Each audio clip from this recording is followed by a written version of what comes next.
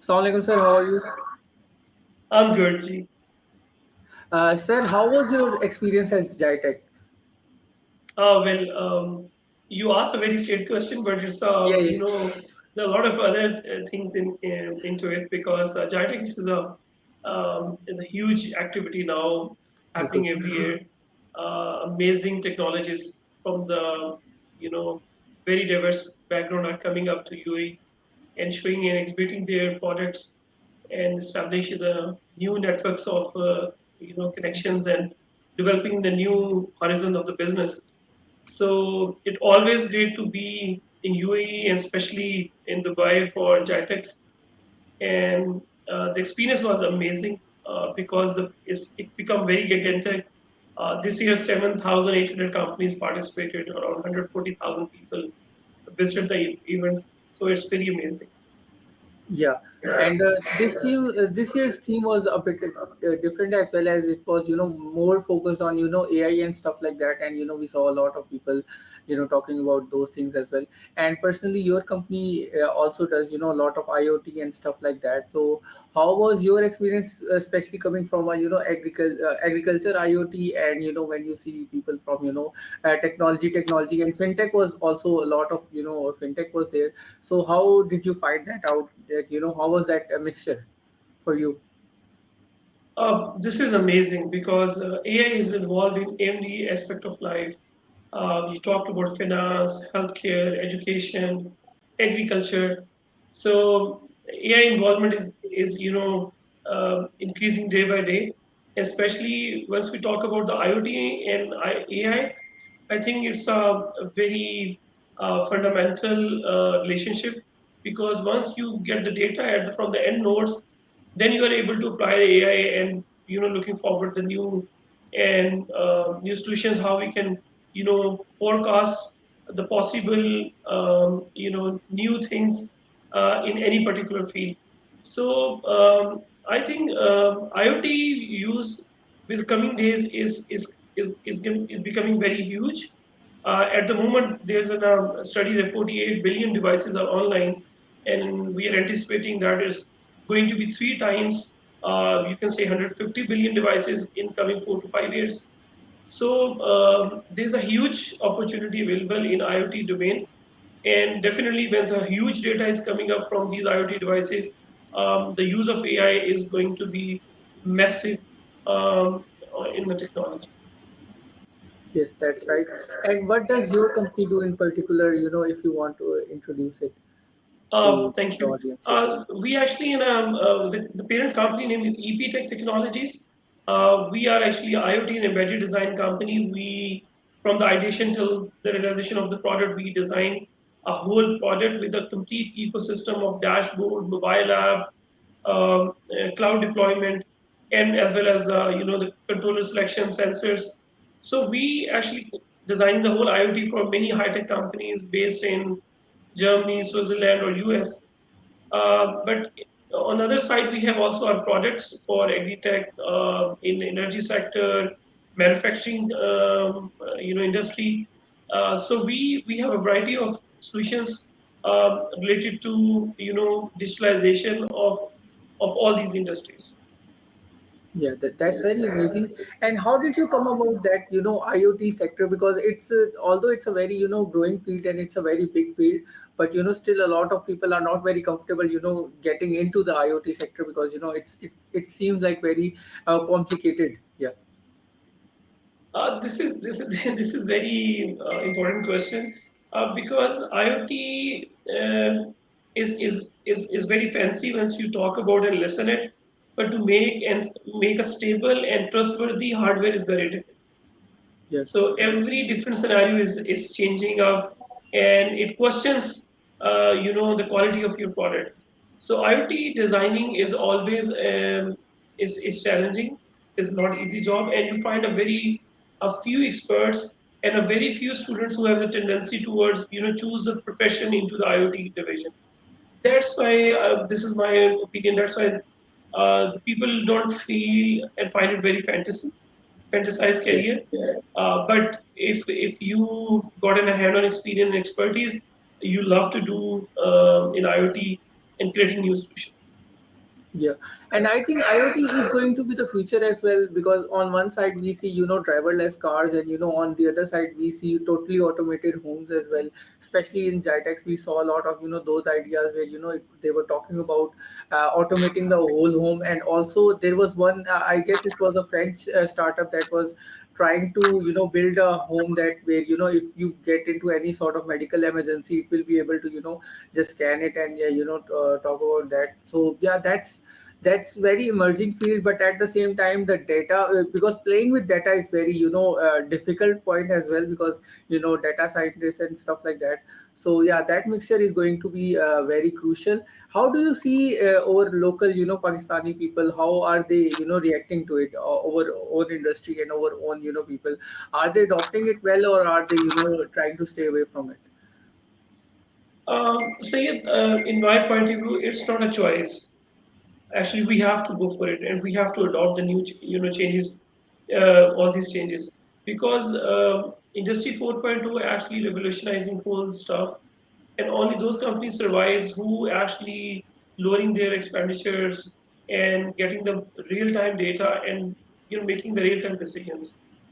If some companies are reluctant to use these technologies, or might be taking the late decision into it, they are going to lose their business. We have a very big number of examples. In Pakistan, particularly, I think this change is very quick. From agri-tech to manufacturing, from financial technologies to education, and in every field, the IoT and AI use is becoming and increasing day by day, and this is great actually, because only those countries will survive and go into the into the part of the progress who adopt the technologies. If we are trying to resist in front of the technologies, I think we are going to lose the business, and we are not getting the appropriate position in the human intellectual world, where everything is related to technology. Yeah, and that makes a lot of sense. So you talked about agriculture, and I basically got inspired by your, the well that you guys have developed and stuff like that. Can you talk a little bit about that for us? Yes, that's actually, whenever we talk in technology, think locally, and, go global solutions. Yeah, So actually our background from agriculture, agriculture families, and farming is in our blood actually. So we actually trying to be find out how we can help our farmers, and the groundwater is one of the main source to give the irrigation to the fields. So we are always thinking about how we can automate the systems, how we can automate tube wells, submersible pumps, and because we are using the huge water for a very less production.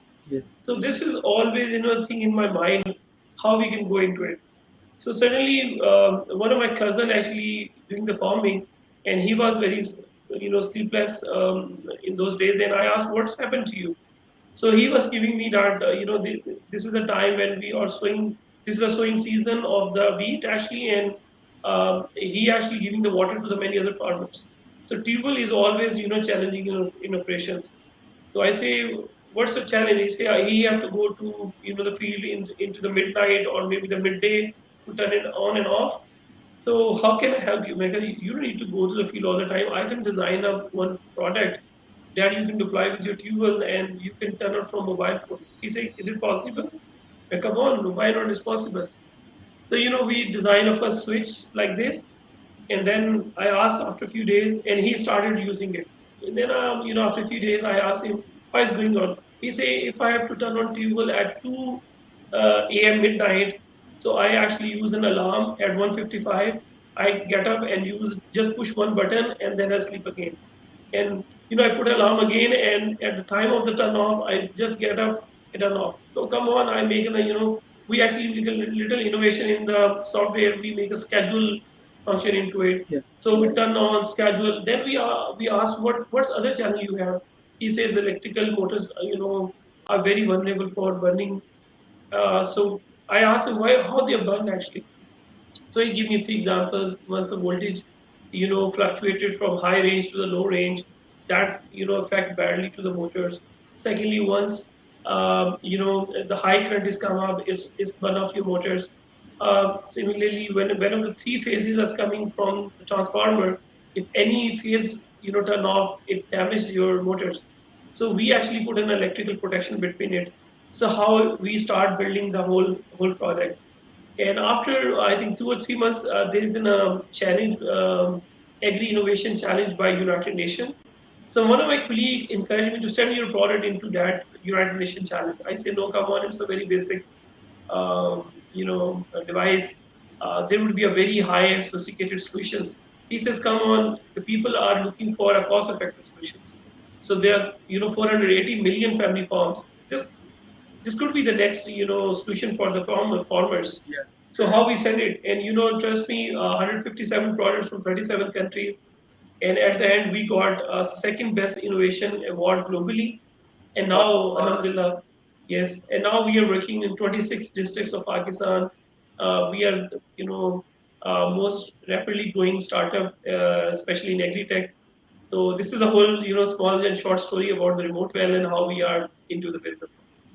That's awesome. That's really awesome. And yeah, you are very right that even if it sounds small, but if you look at the percentage of savings in terms of just turning off or turning on, or especially the scheduling, and even if you go ahead and automate it a little bit, where it can sense if the agriculture field is full or not, and then if it turns off efficiently, it can save millions of gallons in a year. So that is a huge saving, because when you are talking about the savings, you don't do it in terms of days, or in terms of weeks. You do it in calculations based on a year, and when you look at the year over year savings, you will see that it's a really big saving that you have gotten just from a little bit of these things.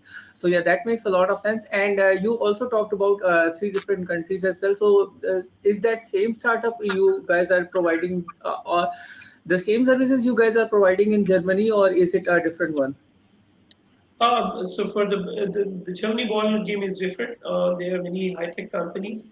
So we have a business development office in Frankfurt that handshake with the high tech companies like Mercedes, Destron, Bosch, or Testo, and we got the work package from those companies, and then our engineers from Pakistan delivered those work packages, and we help them to actually complete their products in terms of firmware, drivers, or sensors integrations, any particular other stuff related to architect design and other stuff. So these are the main services that we provided to German or Swiss companies. That makes a lot of sense. And you also mentioned that you were in Saudi agriculture marketplace as well. So how was that conference for you? And did you saw something innovative, or did you find something that was interesting? Especially, I just want to be reconnect with the Gitex, with the Saudi Arabian emerging markets. I think the whole Gulf region is very excited for the new technologies, and it's inspiring a lot of the innovators, entrepreneurs, and the people from all over the world to come in this region and start your own startups and develop a mature startups and products and go for the global markets. Just like in Dubai, how it facilitating the young people. Similarly, the Riyadh is also providing the very exciting opportunities for young people. So what we very fascinated about their whole ecosystem. They are very well prepared and they are well welcoming for the companies from all over the world. So one of the event that we participated last week is Saudi Agriculture 2023. So there's a huge number of companies coming from all over the world. So we presented the remote well because water is also very precious Yes. commodity in Saudi Arabia. There's many companies who actually want to make a collaboration with us. One of them, few of them are solar companies who are actually using the solar, using the green energy for the water extraction. So our device is one of the very fundamental unit for solar, tubal, and ground extraction, water extraction. So how we have penetrated. Similarly, there's one big company who actually making the submersible pumps all over the Saudi Arabia. We have a good lead with them as well, hoping for the good business within Saudi market. Yeah, that's really awesome. Yeah. So, and you talked about just Gulf region, but to be very honest, water is a big issue. It all over the world as well, and in coming years, it is going to be a very big issue. So it is, I think, very wise that we have started, working on it, and I hope, inshallah, by 2030 or 2040, we will be able to save and preserve a lot of water, and we will be able to live a better life as well. Coming back to Pakistan, even in Pakistan, the water is a big issue, especially in the agriculture market as well. So when you pitch that to, you talked about being in 26 districts. So when you pitch that idea to, farmers and stuff like that, how's that response, and how do they are they welcoming to you? And yeah, Sayed, developed technology is not a very challenging thing. The acceptance of the technology and adoptability of the technology is key success. yeah, If your solution is very simple and addressing the main challenge or problem of anyone, it's going to be quickly adoptable. So yeah, we try our best not to technologically develop our product, but more end customer friendly actually. So yeah, we try to develop product with the help of the farmers actually, because we are at the end we are not the users; they are the users actually. yeah, So I think because we develop with them, it helps us a lot because it's very near to their actual challenges and problems. So it's that's why it's going to be adoptable. But the one thing I must say, the economics of the farmers is very challenging. The recent inflation, global inflation, but especially in Pakistan, you know, uh, impact a lot on the buying power of the farmers. So they have to yeah, choose between what's necessity and where they have to facilitate their regular operations. But I still believe that the growth of the startup is going well, and it's going to be profitable. And because there's a huge market, only in Pakistan, 1.6 million tubers are using for agricultural perspective for extracting the water. And yeah, but the use case is very huge for drip irrigation or solar tubers or the tubers for industrial water usage. So we are seeing a very big horizon and looking forward to create a very positive impact for our own people and make our data digital. So make the nature use, but in a responsible way. yeah. That makes a lot of sense. And you also talked about cloud infrastructure as well. So does that play into the well as well, or is it for some other startups that you guys have? No, can you repeat your question? Sorry. So I was saying that you talked about building cloud infrastructure as well. So is it for the well that you guys have, or is it for other products that you guys are No, working on? we actually deploying the cloud for any one products. If somebody have certain idea and he want the expert team, I think we provide them a best manner possible team. We don't have our own cloud. We are using the other third party services like Amazon and other services. But for their particular product, we deploy a cloud. Yeah, The all the infrastructure they required for their particular problem. So we give the services for any company. If some company need our services, we love to provide. yeah, that makes a lot of sense. So you guys have own products, and then you guys are also providing services as well. Yeah, that's a Yes. great market to be in. And also, you are a teacher as well. So I got to know that through your LinkedIn. So yeah, how's that experience, and how does that work into your professional life? Because these are two hectic, both are two hectic jobs. Because on one time, on one side you are doing innovations, and it takes a lot of brain as well, and then you are teaching kids, and that is also a very hectic process as well. So how does that come into your life?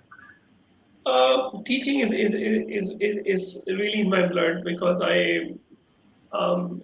if you ask me that if you're an engineer or teacher, then I must say I'm an engineer. I'm a teacher first, Nice. and then an engineer, because I love to connect with young people and helping them to grow and successful. That's my all passion. I believe that there could be you could be a lesser in skills, but you have to be a complete human being to live and experience your life.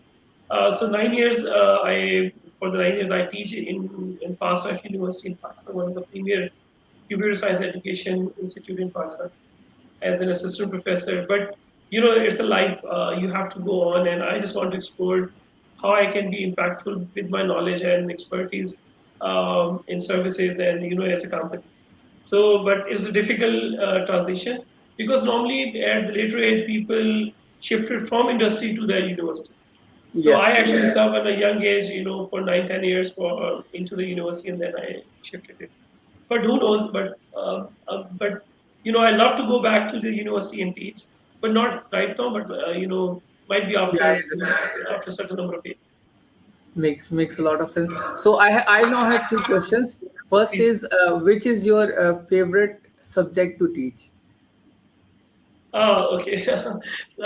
Digital logic design is my favorite course because it's really connect Yeah, with logical things. You know how you realize any system and how yeah, you make the variables of input and how the system actually designed to give you the desired outputs, and yeah, that put the all base of the infrastructure of your thinking.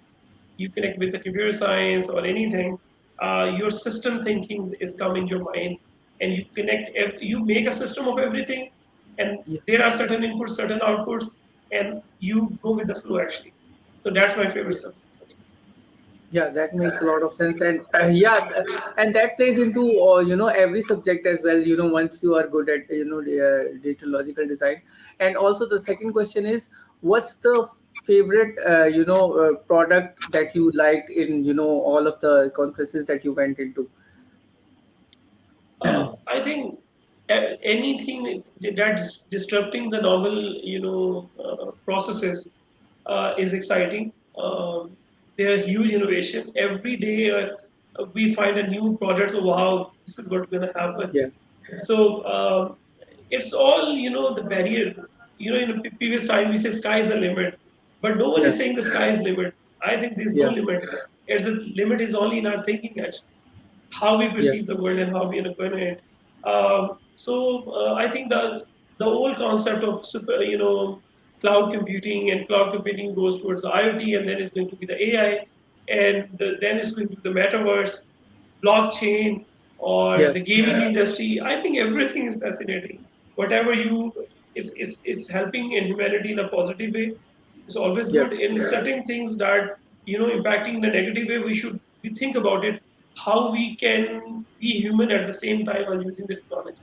So the balance between the technology and humanity is very necessary. yeah, We actually not working on the other side actually.